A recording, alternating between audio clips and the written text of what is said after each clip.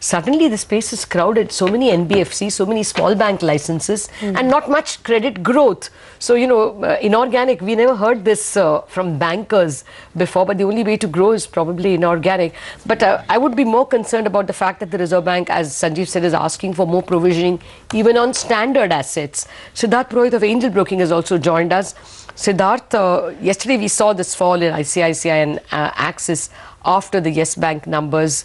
Your thoughts on these two banks? Yeah, hi Lata.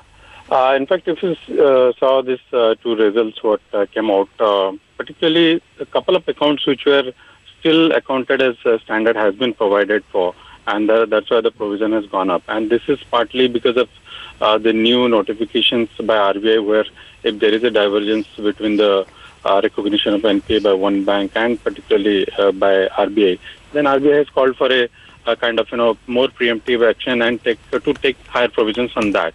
So possibly what we might see is that during this quarter, particularly for the corporate lenders, provisions could still go up, largely because of certain accounts which were still are standard, but is visible sign of stress is there. So they might be considered as NPA. No, there are three kinds of stresses, isn't it, Siddharth? One, that the Reserve Bank's idea of NPA is not gelling with what the banks have done, and therefore there could be some kind of extra provisioning. There is extra provisioning because SDR cases have not been resolved. That could visit in FY18. And thirdly, this extra provisioning on even good loans, which Reserve Bank is asking, just in case they get stressed. Are all these three priced in the private sector banks first? See, not necessarily, as I said, like a lot of other standard assets, which are still looking good as of now, might see some deterioration going ahead as far as the interest coverage ratio is concerned. And that is what RBI is highlighting. As you saw in case of telecom sector, as I said, like, the interest coverage ratio has fallen below 1. That's what RBI is saying. And that's why they are taking preemptive action and take higher provisions on that. So we cannot rule out that more sectors will not come under that radar going ahead. So if that case comes, then possibly provisioning will go up. Then, as you said, the case of SDR has really not yielded the result that was expected. And a lot of accounts which are still classified as a standard asset in most of the banks' balance sheet, after the expiry of 18 months, if the banks are not able to really sell those assets, then possibly they will again be classified as an NPA. Okay. So possibly FY18 we might see provisions remaining elevated, and for corporate lenders it could be another challenging year. Okay, let's talk about some stocks then, Siddharth. From the mid-sized banks, the two top picks that you have are Karur Vysya Bank and Federal Bank. But both these stocks have rallied about almost 45% in this year. You see more upsides here?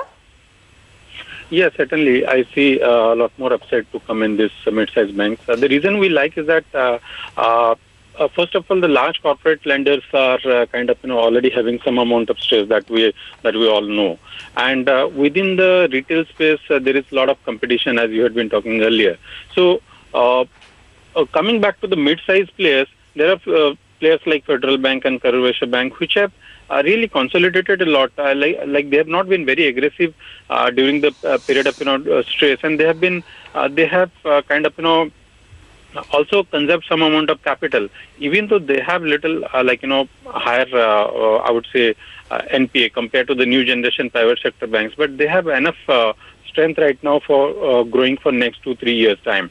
And if you talk about valuations, then there is a big gap between the new generation private sector banks and this KBB and Federal Banks kind of bank. So we see that valuation should catch up in the near term.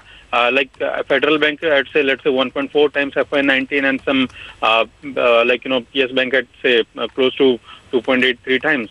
So there is a gap. No doubt, Yes Bank has been growing very aggressively and pretty fast, but the gap, I think, should narrow down, and the mid-sized bank should outperform in the near term. That's what our take is. All right, Siddharth, we'll leave it at that. We have to worry about two banks today because of the numbers that are coming in. Abhishek Kothari, our colleague, is here.